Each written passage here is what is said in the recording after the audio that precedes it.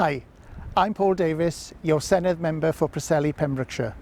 My constituency includes Haverfordwest, Milford Haven, St Davies, Fishguard, Crymych, which is close to where I live, and it stretches all the way up to St Dogmell's. Now next year, significant changes will take place in how the Welsh Parliament operates and who represents us. The Senedd is expanding from 60 to 96 members at an additional cost of around £18 million per year.